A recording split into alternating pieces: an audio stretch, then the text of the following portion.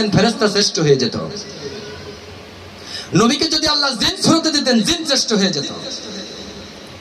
আমি বলতেছিলাম ভৌগোলিক সীমারেখা। বাবা ভৌগোল বিদ্যায় ভূগোলের একজন প্রফেসর আছে আমার বড় ভাই, বাবা কলম ডিগ্রি কলেজের প্রফেসর।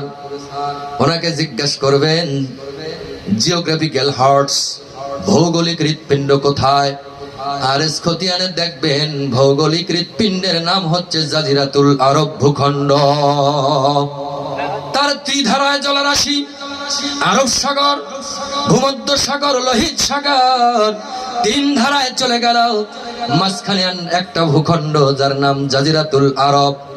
এই জাজিরাতুল আরব কিন্তু ছোট্ট জায়গা না, ওই মদিনার ইয়াসরিফ আরবের মধ্যে। শুনে যান নবীর শান। আমার নবীর নাম আসমানে ছিল আহম্মদ, নূরে আহম্মদি। যখন আমার নবীকে মানব আকৃতি দিয়া দিলেন, আসমান থেকে আল্লাহ নামটা রাখলেন মোহাম্মদ। সুবহানাল্লাহ কোন। এই নামের ব্যাখ্যা হলো সউচ্চ প্রশংসা, যার উপরে কোনো প্রশংসা নাই। মোহাম্মদ নাম কে রাখছে? আল্লাহ রাখছে। আর আমার আপনার নাম তো নবী যে আমি কিতা, এটাই তো কন্ট্রিবিউশন। কি বলেন? যারা নবীকে নিয়ে তো বাড়াবাড়ি করে কেন? বলি আমরা তো করি না, আল্লাহই তো করে। সুবহানাল্লাহ পড়েন। কারণ আল্লাহ তো ইব্রাহিমের দরুদ পড়ে না, আল্লাহ তো মুসার দরুদ পড়ে না, আল্লাহ পড়ে সাল্লু আলান নবী, দ্যাট মিন্স মুহাম্মাদুর রাসূলুল্লাহ। আল্লাহ বলেন যে আমি ইব্রাহিমের নবী, ইব্রাহিম পয়গম্বরের আল্লাহ, মুসার আল্লাহ। আল্লাহ বলেছেন এমন নবী প্রেরণ করেছি, কুল মাখলুকের নবী এমনকি আল্লাহর রাসূল। সুবহানাল্লাহ পড়েন। কোরআন শরীফে আসছে কুল ইন্না রাসূলুল্লাহ। সুবহানাল্লাহ পড়েন।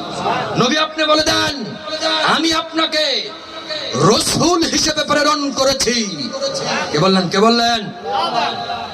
প্রে হাজিরিন, আল্লাহ বললেন নবীজি আপনি বলে দেন আপনাকে রাসূল বানায়া প্রেরণ করেছি। এই রাসূলের বাংলা তাফসীর হলো পুরুষ।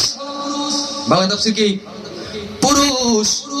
আর নবীর বাংলা তাফসীর হলো গায়েবের খবর দেনওয়ালা। কিসের খবর? গায়েব মানে বোঝেন? আনসিন, এ শব্দের অর্থ বোঝেন?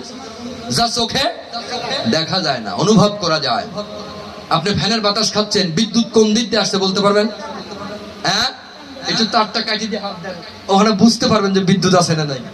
এটাকে আনসিন বলা হয় গ্রামাটিক্যাল ভাষায়, অদৃশ্য, যেটা সাধারণ চোখে দেখা যায় না।